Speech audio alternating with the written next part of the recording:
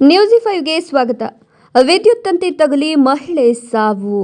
ವಿದ್ಯುತ್ ತಂತಿ ತಗುಲಿ ಮಹಿಳೆಯೋರ್ವರು ಸಾವನ್ನಪ್ಪಿರ್ತಕ್ಕಂಥ ಘಟನೆ ಪಿರಿಯಾಪಟ್ಟಣ ತಾಲೂಕಿನ ಬೆಟ್ಟದತುಂಗ ಗ್ರಾಮ ಪಂಚಾಯಿತಿ ವ್ಯಾಪ್ತಿಯ ದೊಡ್ಡಗೌಡನಕೊಪ್ಪಲು ಗ್ರಾಮದ ಅಂಗನವಾಡಿ ಕೇಂದ್ರದ ಆವರಣದಲ್ಲಿ ನಡೆದಿದೆ.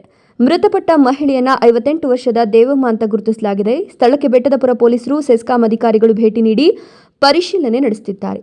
ಶಾಂತಕುಮಾರ್, ನ್ಯೂಸ್5, ಪಿರಿಯಾಪಟ್ಟಣ. ದೇವಮ್ಮ ಎಷ್ಟು ವಯಸ್ಸವ್ರಿಗೆ? 58 ವರ್ಷ. ಏನಾಯಿತು?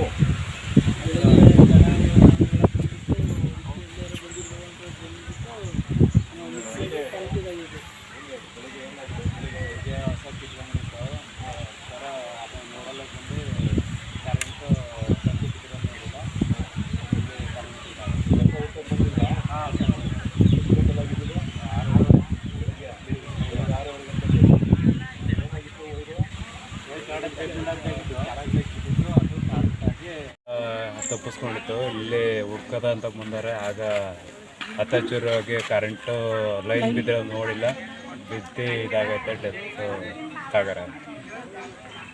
ನಮ್ಮ ದೊಡ್ಡಮ್ಮ ಅವರು ಬೆಳಿಗ್ಗೆ ದನ ಕಿತ್ಕೊಂಡಿತ್ತು. ಬೆಳಗಿನ ಜಾವ ಹುಡ್ಕಕ್ಕೆ ಬಂದಿದ್ರು.